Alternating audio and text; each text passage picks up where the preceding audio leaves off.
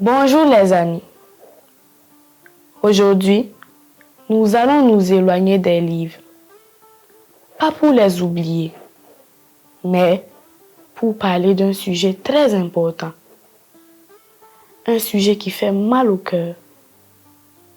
Un sujet qui touche beaucoup de familles. Aujourd'hui, nous allons parler de familles où les frères et sœurs ne se parlent plus. Je parle avec mon cœur d'enfant. Je parle avec une voix souvent tremblante.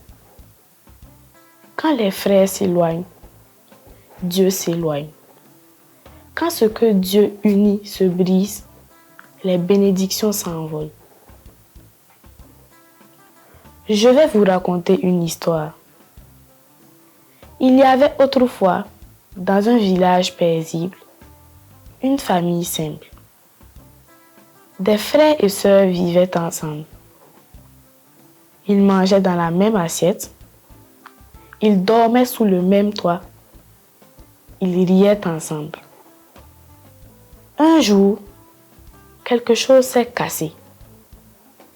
Une parole mal comprise, des disputes, de la fierté, de l'ego.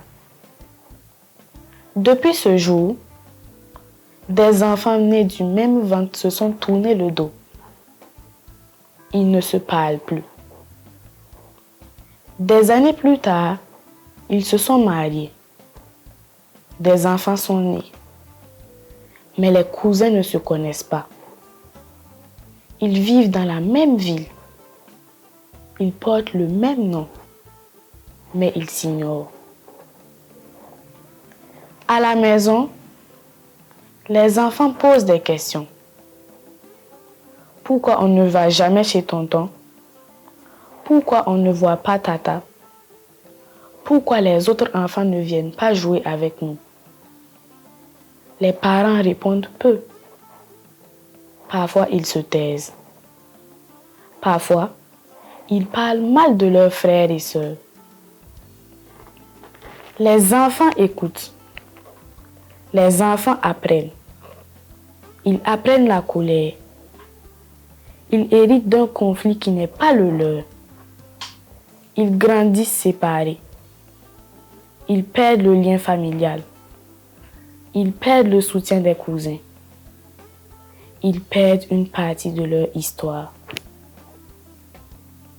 Plus tard, ils manquent de repères et souvent, ils répètent les mêmes conflits. Un enfant qui ne connaît pas sa famille manque de racines. Un enfant qui hérite de la haine apprend la méfiance. Chers parents, quand les frères et les sœurs ne se parlent plus, ce sont les enfants qui en paient le prix. Des innocents qui n'ont rien fait. Les cousins ne sont pas des ennemis. Ils sont une richesse. La famille ne se limite pas à papa, maman et les enfants. Elle inclut les oncles, les tantes, les cousins et les grands-parents. Imaginez un jour des enfants de la même famille qui ne se connaissent pas et qui ont une relation incestueuse. Qui en sera responsable? Vos conflits vous appartiennent. Ne les donnez pas à vos enfants. Parler, c'est protéger l'avenir. Se réconcilier, c'est réparer l'enfance. Aux enfants qui m'écoutent, si votre famille est divisée, souvenez-vous, vous avez le droit d'aimer tous les membres de votre famille. Vous avez le droit de poser des questions à vos parents. Vous avez le droit de souhaiter la paix. Nous aussi les enfants, avons un rôle à jouer. Nous pouvons rester proches de nos cousins malgré tout. Nous pouvons garder le lien. Il se peut que cela aide les adultes à se rapprocher. Une famille divisée est affaiblie. elle n'aura aucune faveur divine et ancestrale. Une famille unie construit des adultes solides et un avenir radieux. Aujourd'hui, revenons aux valeurs africaines de solidarité et d'entraide. Rebâtissons le noyau familial. Il est le pilier de notre société.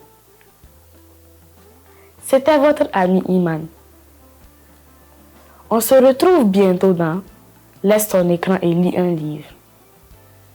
En attendant, je souhaite la paix, l'entente et l'unité dans toutes les familles qui l'ont perdu. Au revoir et à très bientôt.